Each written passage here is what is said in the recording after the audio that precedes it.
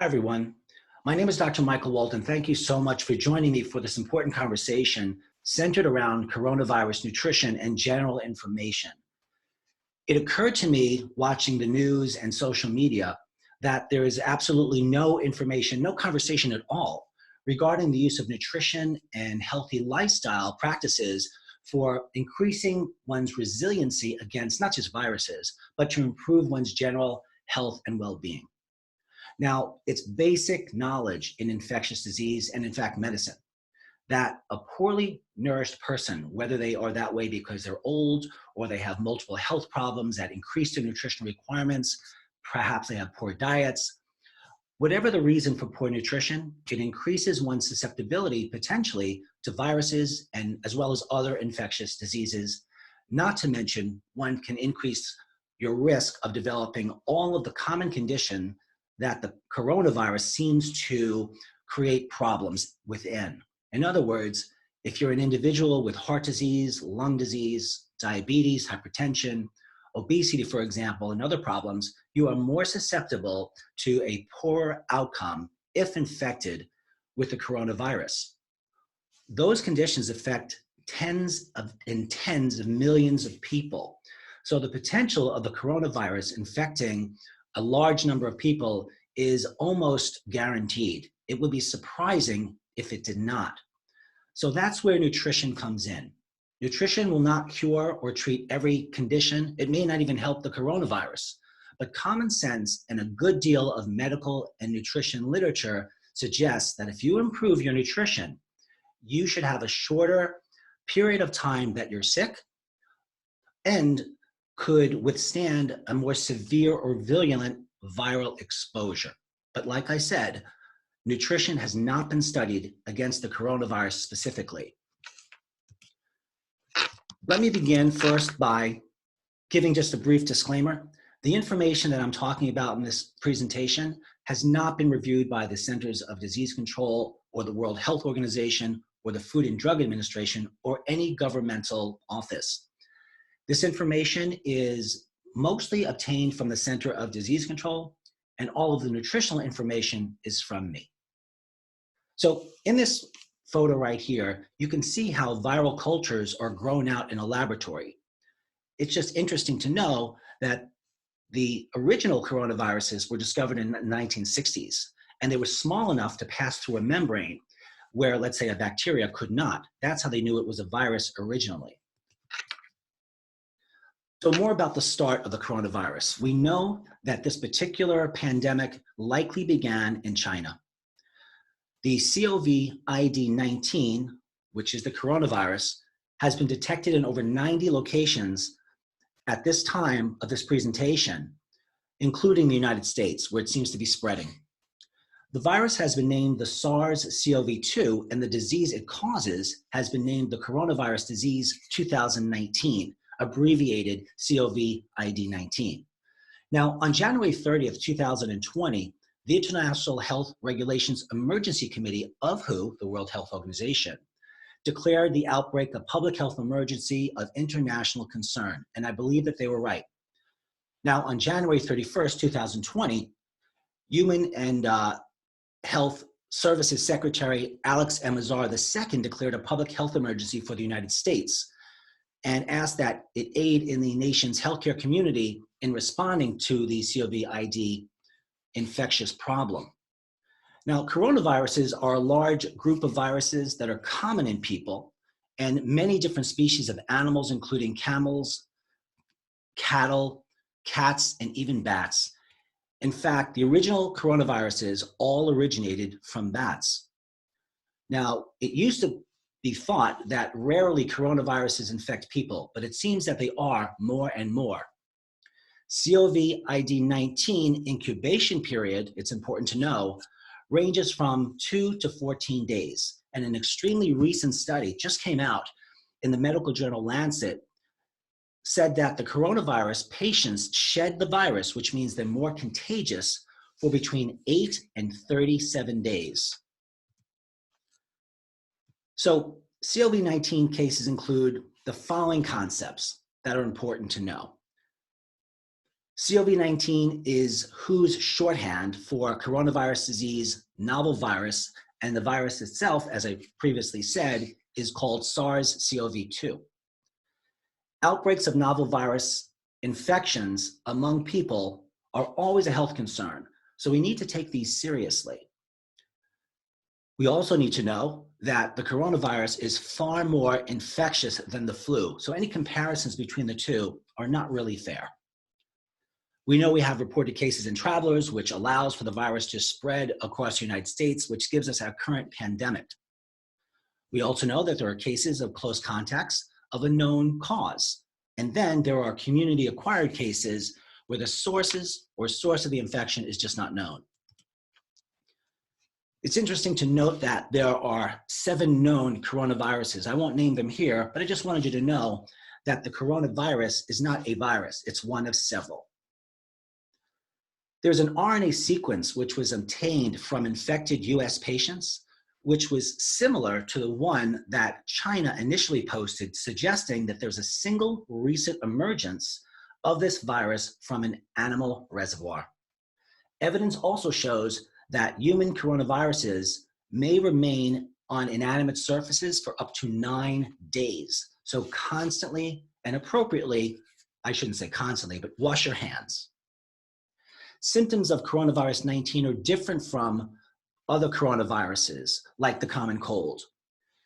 We have the presence of fever, cough, runny nose, but there are more gastrointestinal symptoms with coronavirus 19, including nausea, vomiting, and diarrhea. So be aware of these different types of symptoms. And you can get reinfected with the coronavirus, like any virus, because antibodies, which protect us against viruses, fall during infection. So if you're exposed to the virus again, you might get it. So we have a public health emergency of international concern. And it started in 1960, where they first isolated the coronaviruses. And they knew it was a virus because it slipped through what's called a test filter. So it was easily identified. And the Chinese isolated a novel coronavirus that caused the current outbreak in 2019, hence the abbreviation of the name of the virus as COVID-19. As deaths escalated in China and worldwide, the World Health Organization had initially met, and then they reconvened on January 30th and designated the novel coronavirus outbreak as a public health emergency of international concern, which they abbreviate PHEIC. And I should mention too, that some are calling China's current reaction to the coronavirus draconian in scope. And it may be that, but it's also been suggested that they're reacting this way by basically locking down tens of millions of people because of their screw up when they first were attacked with the SARS virus. They held it from the world. They did not tell anyone. They tried to hide the infection, and they had patients being treated at military hospitals, all as a cover-up. This time, it seems, they want to make up for that cover-up. Let's talk about coronavirus outbreaks a little more. So the SARS-CoV-2 virus, the coronavirus, is a beta coronavirus, and like MERS-CoV and SARS. So all 3 of these viruses, you should know, have their origin in bats. Now, the sequences from US patients I mentioned earlier are similar to the initial ones that China had posted, which says there is likely a single recent emergence of the virus from an animal reservoir.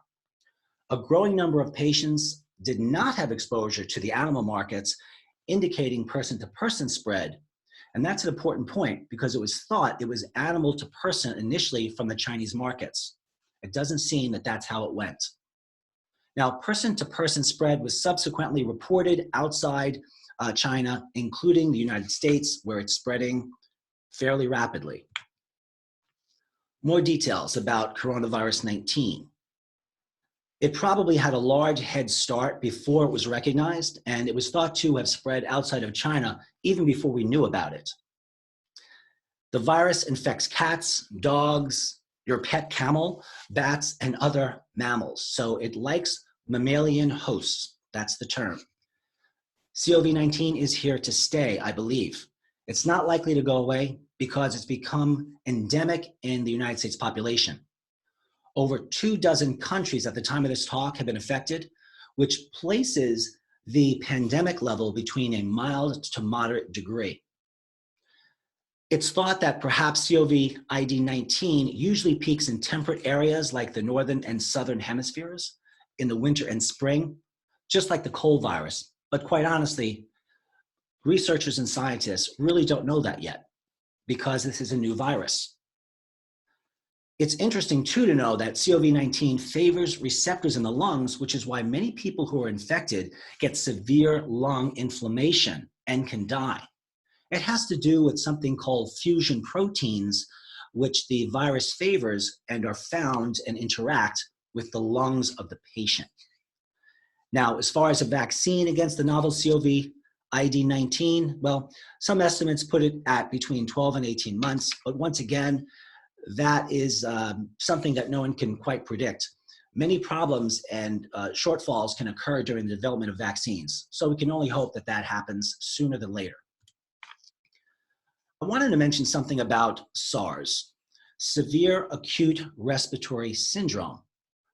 So SARS was discovered in basically 2003, discovered in bats in China, and it kills about 10% of the people that it affects, and it does not spread very easily from human to human. That's why SARS went away, simply because it was weak in its transmittability or its contagiousness from person to person. Now, SARS, I mentioned, was covered up in China, and patients were treated in military hospitals. It's much deadlier than COVID-19 with a similar infection rate, or what's known as RO or R0. In other words, the fact that COVID-19 is more deadly than SARS means that it could be fewer people affected with COVID-19, but more of them will die than those affected with SARS. So SARS was basically wiped out in approximately a year. It did not become super contagious in individuals until several days after symptoms occurred, versus COVID-19, which is highly contagious even before symptoms happen. I was just asked by someone whether or not they could actually have the virus even though they feel well. We'll talk about that more in a little bit. So the SARS-CoV-2, that's the coronavirus we're dealing with now, has the frequent occurrence with severe acute respiratory syndrome. So in other words, the fact that we have acute respiratory syndrome so often in those affected with SARS has its name be SARS-CoV-2. This is a picture, an actual picture of the coronavirus, which shows its architecture and this structure of it and its characteristics determine how it acts in the body. Let's talk about risk assessment for a moment. So the risk to the general public from these outbreaks depends on a few things. How well it spreads from person to person, obviously, is going to help determine its spreadability. The severity of the resulting illness that a person gets also, and the medical or other measures available to control the impact of the virus. So in other words, if a person gets sick with the coronavirus and is hospitalized, they tend to have a shorter course of illness than someone who is not. So access to medical care does seem to matter. It's also practical to know that 80% of COVID-19 infections are mild. As community spread is detected in more and more countries, the world moves closer towards meeting the third criteria, which is now a pandemic status of this virus. So let's talk about that a little further and the death rates and the wide spectrum of disorders that kill one person every 37 seconds in the US. Now, I'm not saying that SARS kills a person every 37 seconds in the United States. I'm saying that the combination of these other chronic health problems together kills someone approximately every 37 seconds. And all of these conditions make a person more susceptible to a more deadlier outcome from the coronavirus. So we know that COVID-19 affects people of different ages differently. Between 0 and 39 years old, if you're affected, there's a 0.2% death rate.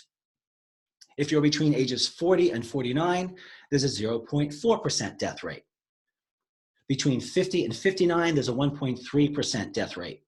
Between 60 and 69, 3.6%, and between 70 and 79, 8%. And greater than 80 years old, we're talking about a 14.8% death rate. It's very, very high.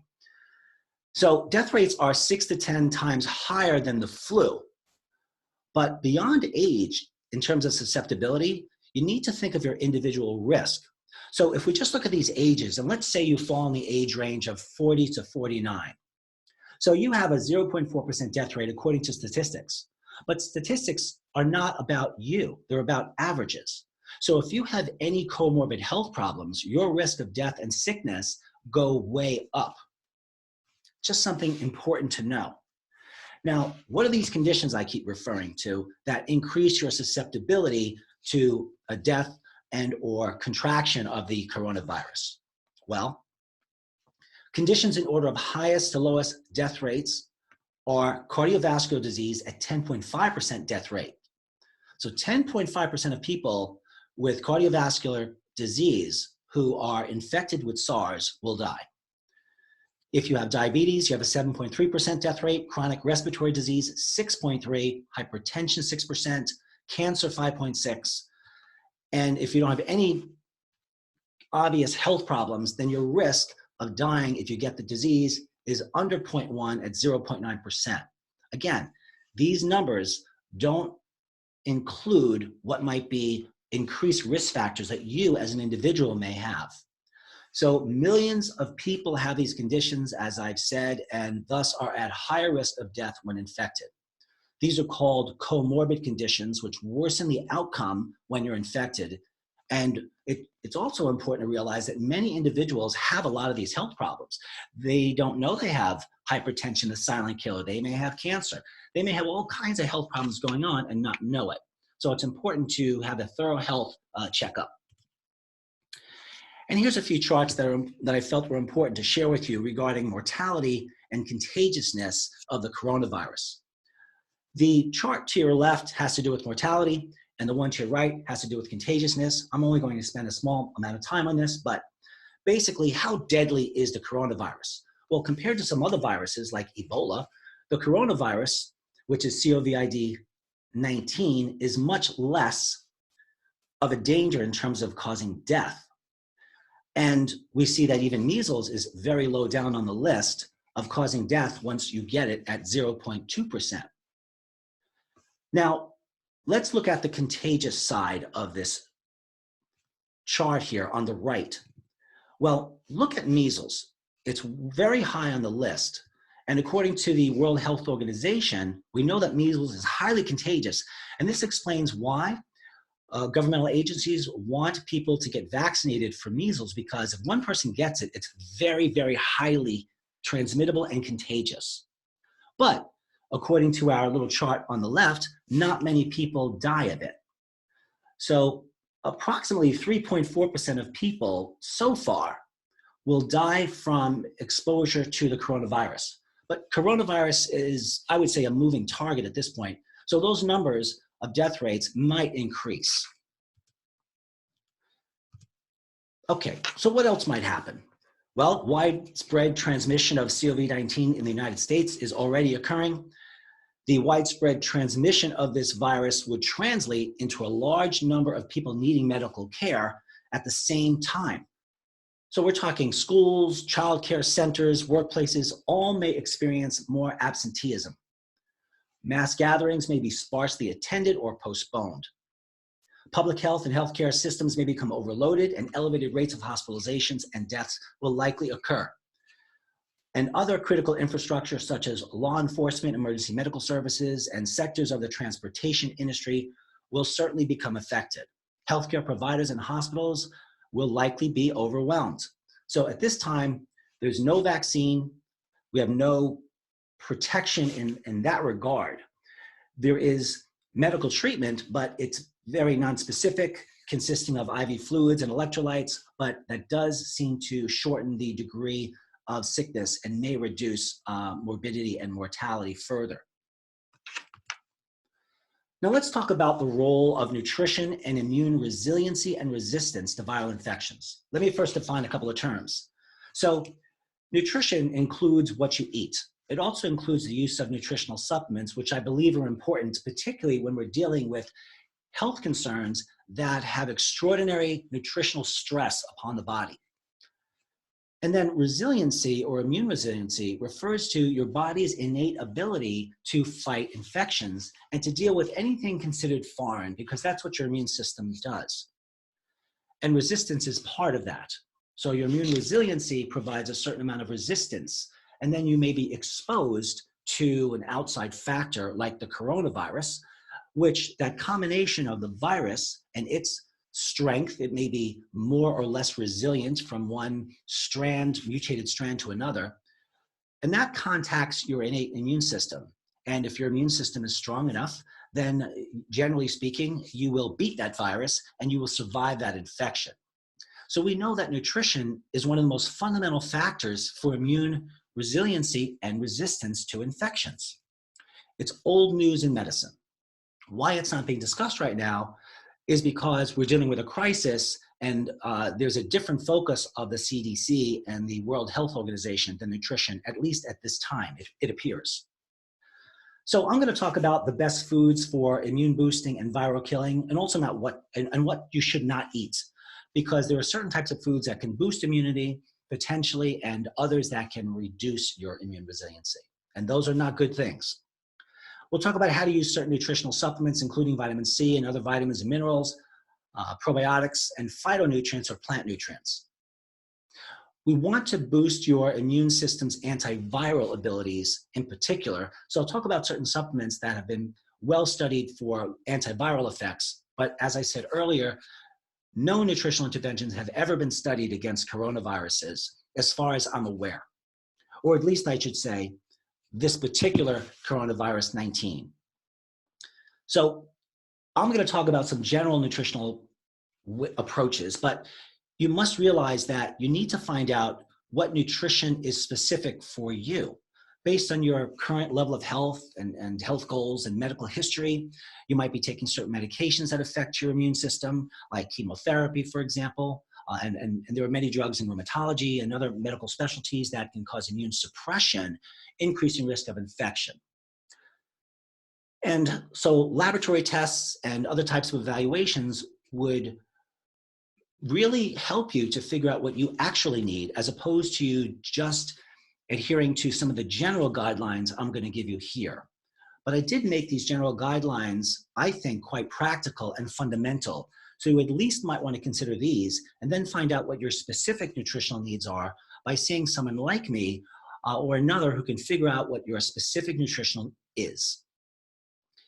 Nutritional and health testing to personalize nutrition and the entirety of your health should go a long way in helping reduce your morbidity and your mortality, meaning your risk of death and your risk of disability. As far as masks, just to jump to that for a moment, I didn't want to forget to discuss it. Masks are not considered very helpful in this condition. They don't last very long in terms of their integrity on your face. Other than reminding you not to touch your face, there's not much use to them. So certainly you want to be washing your hands. You want to avoid people that are clearly sick. But even now with the transmittability, remember there are carriers. There are super carriers or people that can infect many, many people that carry the virus and they are not sick themselves. So your best bet is to avoid people. And again, I'll direct you back to the Center of Disease Control's specific guidelines for the coronavirus 19. Let's talk about illness severity. Now, the complete clinical picture in regards to COVID-19 is not fully known. So reported cases of symptoms range from very mild symptoms with no symptoms to quite severe symptoms, including death. So information so far suggests that most COVID-19 illness is mild, about 80%. And a report out of China suggests serious illness occurs in approximately 16% of people. That's a lot of people. Older people and people of all ages with severe underlying conditions like heart disease, lung disease, diabetes, for example, seem to be at higher risk. But the statistics by some are starting to show that even people in middle age might also be at increased risk of infection, not just the older. And younger people seem to be less susceptible to infection, or I should say at least less susceptible to illness. You need to know this term super spreaders. This is the reason why you want to stay away from people, even though some people around you may seem, or most people might seem perfectly fine. So super spreaders, simply put, are people who can infect a lot of people. And historically, typhoid Mary, that is, was the first person identified in the United States as an asymptomatic carrier of typhoid. She infected hundreds of people. And so she actually was a super spreader. And we are going to have people out there now that are super spreaders. It's just inevitable with infectious disease. So let me talk about more the clinical presentation of people who get sick. So among reports that describe the clinical presentations of people with confirmed infection of COVID-19, most are limited to hospital patients with pneumonia. So we're talking about people in hospitals with pneumonia, so these symptoms are going to be more severe than obviously than if you're outside of a hospital. We know that the incubation period is probably about 4 days. So between 2 and 7 days, the average of that being around 4 days, is the period in which that coronavirus can be in the body and not show any symptoms. Now, some studies have estimated a wider range for incubation period. Data from for infectious disease for coronavirus suggests 2 to 14 days is more likely. So let's talk about those symptoms in hospitalized patients. So frequently reported signs are what you see with a patient, and symptoms are what they report. Admitted to hospitals include fever as the most common symptom, 77 to 98% of people, and then cough at 46 to 82%, myalgia or muscle aches and fatigue, 11 to 52%, shortness of breath, 3 to 31% at the onset, that's initial onset. And among around 1,000 hospitalized patients with COVID-19, fever was present in around 44% of patients upon admission, and developed in 89% of people during their hospitalization. Other less common reported symptoms include sore throat, headache, cough, sputum production, and hemoptysis, which is coughing up blood. That leads us to risk assessment. I'll explain. So for most people, the immediate risk of being exposed to the virus that causes COVID-19 is thought to be relatively low. But people in places where ongoing community spread of the virus that causes COVID-19 have been reported to be at elevated risk. So if you're around a lot of people, you're obviously at elevated risk of developing an infection, even from asymptomatic people. Remember that. Healthcare workers caring for patients are at increased risk. Close contact of persons with the virus also are at elevated risk, as I just said. And travelers returning from affected international locations where community spread is occurring are at elevated risk, and those lists keep getting longer and longer. So if you're traveling, pay attention to the infectious lists through the CDC website. So what has the CDC, the Center of Disease Control, done for this infection? Global efforts at this time are focused concurrently on containing the spread and mitigating the impact of the virus, as they should be. The federal government is working closely with state and local and tribal and territorial partners, as well as public health partners, to respond to this threat. Now, the public health response is a multi-layered one, with the goal of detecting and minimizing introductions of this virus in the United States. But that goal has obviously failed, which is easy to predict. You cannot appreciably halt the spread of this virus unless unrealistic steps were taken. That's an entirely other conversation. And even with those sorts of draconian ways of reducing spread, like locking down an entire country like China, we still see that the virus slips out. CDC is implementing all of the pandemic preparedness and response plans, working on multiple fronts to meet the goals of containing the virus. So here is a summary of some of the precautions. So there's currently no vaccine, as I've mentioned, to prevent the coronavirus, but maybe there will be one in around a year. The best way, therefore, to prevent illness is to avoid being exposed to the virus. The CDC always recommends everyday preventative actions to help prevent the spread of respiratory diseases, including avoiding close contact with people who are sick, avoid touching your eyes, nose, and your mouth, stay home when you're sick, cover your cough and sneeze with a tissue, then throw the tissue in the trash, clean and disinfect frequently touched objects and surfaces using a regular household spray or wipe. And you also want to follow the CDC's recommendations for using a face mask and realize that some of these recommendations may change. So you want to check your CDC website. So the CDC does not recommend that people who are well wear a face mask to protect themselves from respiratory diseases, including COVID-19. Face masks should be used by people who show symptoms of COVID-19 to help prevent the spread of the disease to others. The use of face masks is also crucial for healthcare workers and people who are taking care of someone in close settings, like at home or in a healthcare facility. You want to wash your hands, often with soap and water, for at least 20 seconds and count out those 20 seconds. It's going to seem like forever, but that's the recommendation, especially after going to the bathroom, before eating, and after blowing your nose, coughing, or sneezing. If soap and water are not readily available, you can use an alcohol-based hand sanitizer with at least 60% alcohol. Always wash your hands with soap and water if your hands are visibly dirty. As far as testing, there's what's known as a real-time RT-PCR test, and that's the one that you've been hearing about that the CDC is distributing. A few more clinical considerations of people that become infected. And there is a fairly good likelihood, I should say, that you will be infected between now and around a year from now. Now, among about 1,000 COVID-19 infected patients, they had lymphocytopenia, which is low lymphocytes, which are the antiviral cells. Their platelets were low, that's called thrombocytopenia, and their overall total white blood cell count was low, that's called leukopenia. I won't go over the rest of these here now because they're a bit technical. Let's talk about nutrition and immune resiliency and resistance to viral infections. We want to talk about the best foods for boosting immunity and viral killing, and also what not to eat. We want to talk about how to use nutritional supplements, including vitamins, minerals, and some other antiviral nutrients, and how people with compromised immune systems and other illnesses can reduce their chances with improved nutrition of a worse outcome with the virus.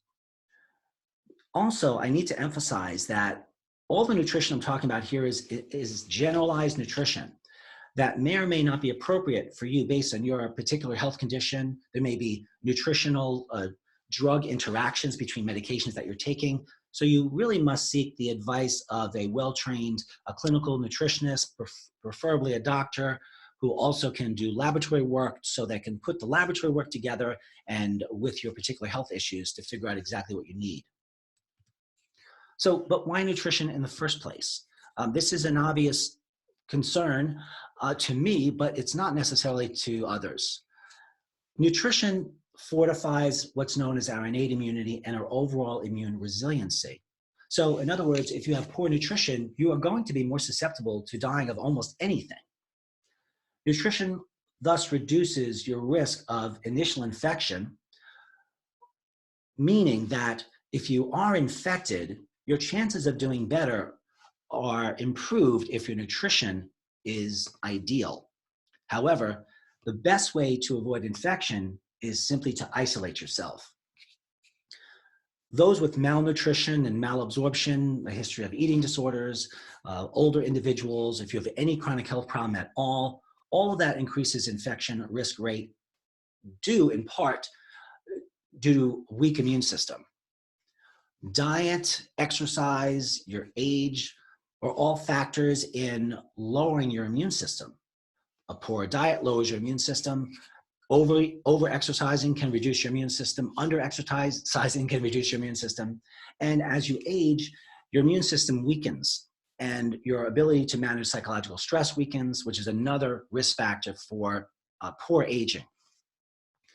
Major diseases, increasing viral virulence can be improved by fortifying your overall diet and lifestyle with healthier food choices and nutritional supplements. So let's talk about some of these nutritional considerations. So as in general, you want to eat a diet that's clean. And what I mean by that is they are organic fruits, vegetables, and non-processed foods. You don't want to be adding other chemicals into your body, which might impact your immune system adversely. And if you are then exposed to coronavirus, the situation could be worse for you. You do not want to drink fruit juices because that load of sugar can wear down your immune system, can also promote inflammation and cause other problems with the immune system, which might make you more susceptible to all sorts of health problems. You want to eliminate fried foods. Eat only free-range meats and poultry and eggs whenever possible, and it's probably best to eat plant-based proteins. You want to consider consuming raw nuts and seeds. If you roast nuts and seeds, they become saturated, meaning their fats become saturated fats, which increases heart disease, which is a major risk factor for poor outcome for the coronavirus, and overall morbidity and mortality as well. You want to consider eating beans, herbs, and spices. Do not eat vegetable oils. Some cold-pressed Italian imported olive oil is probably fine. No smoking, and drink only in moderation. Every single one of these factors, when not adhered to, can impact your health in negative ways. And you then might develop or worsen conditions which are now known to result in increased risk of a poor outcome with coronavirus exposure. So here's a few other factors in terms of healthy lifestyle. Would be eat fish only once a week. More than that, you might overload with mercury, which is an immune depressant. You want to stay hydrated. Underhydration can impact your immune system negatively as well. Don't overcook your foods because then you'll cook all the nutrition out. Keep stress at a minimum if possible because stress is one of the most powerful factors in life and lifestyle that lowers immunity and increases risk of many different diseases. You want to cook your meats because you want to kill bugs and infectious agents that are commonly in our food supply in meats. And you want to wash your hands as well, as I believe I've noted on one of these lists that we're going over. You want to eat nutrition-dense, low-calorie foods, which are basically in the vegetarian categories. And then you want to take whatever vitamins and nutritional supplements based upon your laboratory work and also the expertise of your clinical nutritionist and their experience. So let's talk about some specific nutritional supplements that might be impactful for improving overall immunity and reducing overall morbidity and mortality that are found in foods, and also might help if you take them as nutritional supplements in addition to your healthy diet. Vitamin C. So vitamin C is known to be an antiviral agent. It improves white blood cell motion, which includes the lymphocyte white blood cells, which are the ones that help attack viruses. Vitamin D3 is an immune booster. Vitamin E is also an immune booster. Zinc is an important one as well. I'll talk about that a little bit as we move on to the next slide. Black elderberry has been shown in a number of studies to impact the influenza virus and is an immune booster as well. N,N-dimethylglycine, not as well known of an immune booster, but it is. And also larch tree, which contains a compound known as arabinogalactin, which are immune modulators very well studied for helping boost the immune system. And when I say boost the immune system, I mean to help support your overall nutrition. And if your immune system should be low, then these nutrients and foods may help increase them. And then there's beta-1,3-glucan, which is from baker's yeast, astragalus, which is an herb, and maitake mushrooms, particularly the PD fraction of them. Here's a study that was one of 180 participants where they used elderberry, and they found that elderberry substantially reduced upper respiratory symptoms in virally infected patients, although not the coronavirus that we're dealing with now. So given all of this, even though these are not direct studies with the infection today, they are reasonable and safe to consider in overall health at this point, at least in my opinion. There's berberine, which is a plant product, which has broad spectrum antiviral abilities.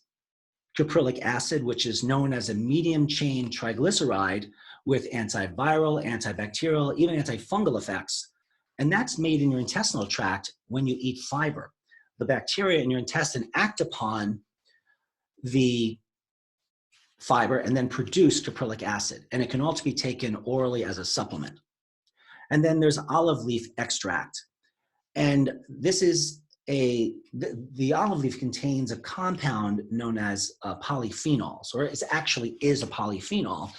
And they have antiviral, antibacterial, anti-inflammatory, and antioxidant properties. And these properties, I suspect, would be very good for the current coronavirus problem, not to mention other viruses.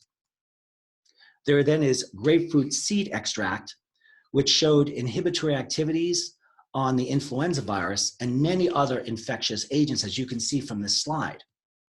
Garlic is an old one that's known to help modify the immune function and increase several different important aspects of our immune systems, because we actually have more than one immune system. Pumpkin seeds as well, and thyme extract, antiviral against herpes virus 2. Not the coronavirus, I understand that, but similar actions might work in newer viruses. We don't know. And then there's thyme extract as well, and oregano extract. Now, there may be a number of reasons, as I mentioned earlier, that some of you may not want to take these herbs. You might be on medications that could be interfered with negatively by taking some of these. So it's important that you get the proper guidance. Now, in terms of zinc, zinc deficiency is strikingly common among the population, affecting up to a quarter of the population in developing countries. And there's about 175 or so enzymes in the body that depend on zinc. And enzymes run and control the rates of a variety of chemical reactions. So you do not want to be deficient in zinc. Now, consequently, as I've written here, zinc status is a critical factor that can influence antiviral immunity, particularly as zinc deficient populations are often most at risk of acquiring viral infections such as HIV or hepatitis C virus. And it may also lend itself, zinc deficiency, to increased risk to coronavirus 19. And then there's one of my favorite supplements, N-acetylcysteine, or NAC. It was shown that NAC treatment simultaneously suppressed viral replication or growth and inflammatory response in the heart. And cardiovascular disease is a major factor in a worse outcome of coronavirus 19 infection. And there's all sorts of other reasons I've written on this slide, including the reference that NAC should be part of everyone's protocol unless there's a reason you should not have it. For example, it should be taken at least an hour away from zinc, if you take both. Now, I'm going to give you a brief overview of some tests I think are fundamental for your overall health assessment to get at what nutrition and lifestyle factors you need personalized so you have the strongest immune system possible and reduce your overall risk of morbidity and mortality from anything. You'd want to consider, as I've written here, a body composition test, because that test will tell me the percentage of muscle, water, and fat in your body and your metabolic rate, among other factors, and those help figure out what your calorie intake should be, what your protein, healthy carbohydrate, and fat needs are. And as you get healthier, you should have a greater lean body mass, and that will be measured and verified by a body composition test. It's entirely non-invasive. And then there's your blood pH. The pH of your blood affects various enzyme reactions. And if your pH is too high or too low, it can cause many problems in the body, including weakening one's immune system. Problems with pH in the blood can occur from everything from renal disease to heart disease to lung disease and other health problems, and you may not know about it.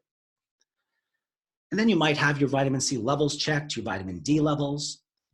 You might think of getting a complete blood count or a CBC and a complete chemistry, along with an iron storage and inflammatory marker test called ferritin, and an infectious disease inflammatory test called C-reactive protein cardio. Then there's a test known as a cardiobeam test, which involves putting a mild electric current through the finger, which then goes throughout the entire body's cardiovascular system and lets us know how hard your arteries are, and gives a whole bunch of other risk factors for cardiovascular disease, even tells us how old your cardiovascular system is biologically compared with your chronological age. So any nutritional improvements that you do, lifestyle, exercise, whatever it is, nutritional supplements, it needs to result in a very good result on a body composition test and a very good improved result on a cardiobeam test, not to mention the other tests that I've mentioned. Heavy metals can disrupt the immune system.